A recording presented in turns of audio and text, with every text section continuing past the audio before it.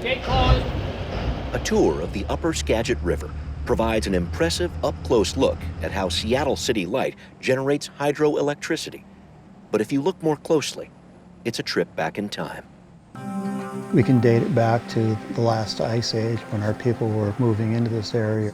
Scott Schuyler, a cultural and natural resources policy representative for the Upper Skagit Tribe, and Andrea Weiser, a senior archaeologist for Seattle City Light, are looking at clues from a historical mystery that surfaced in 2013 during a renovation of the Gorge Inn, an old City Light mess hall in Newhalem.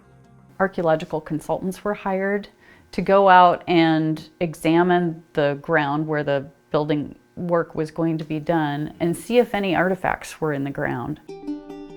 Mixed in with some utensils from the 1920s era structure were nearly 400 artifacts and animal bones, indicating a Native American village was once here.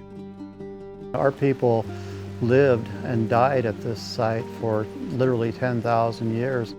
City Light talked with the Upper Skagit, Seattle, and Swinomish tribes to try to confirm where these animal bones and tools came from. Just speculating now, that may have been a point, that particular piece there. Basketry or clothing that would help identify tribal affiliation more easily had long since eroded away to nothing in this soggy ground.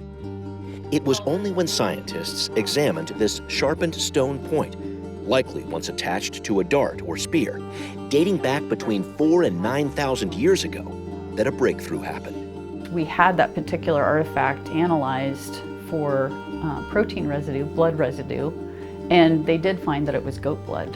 And that was a great result because we already knew that the name Newhalem is actually based off of a native language name, Newhalem, which was the village that was located in that area. That village's name, meaning goat snare, finally tied the origin of the artifacts to the Upper Skagit Tribe, who hunted goats for meat and wool clothing. But that's just the start of the story.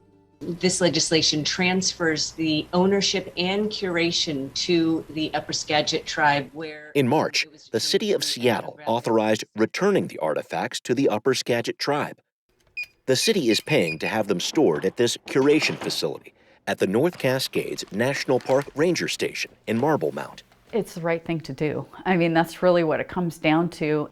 State law says the owner of the land where artifacts are found is the owner of the artifacts too. But after a decade of research, the city wanted to set the record straight. To me, that's what's important about it. It's correcting an inequity in the ownership of the artifacts.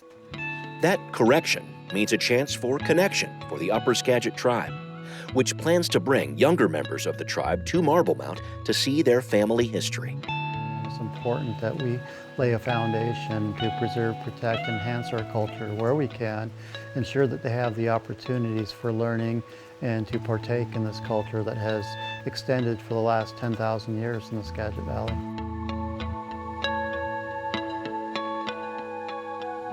Disturbing of our ancestral sites is always bad, and we prefer not to have that occur, of course. But in this particular case, one of the great positives is the fact that we do have access to this. Preserving the rich cultural history of the Upper Skagit River is something that local tribes and Seattle City Light will be working on together for many years to come. But they say they need your help too. People get really fascinated by items that represent history, but just picking things up and taking them home is not the right thing to do.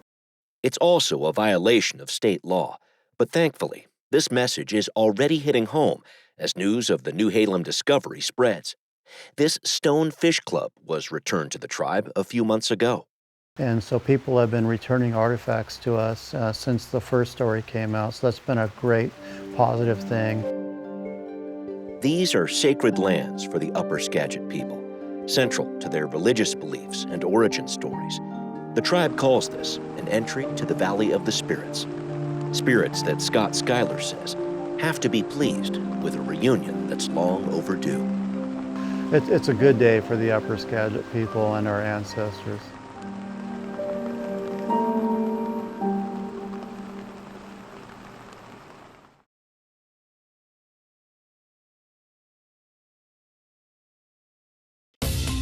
Watch CityStream, Tuesday nights at 7 on the Seattle channel, or find us anytime online at seattle.gov.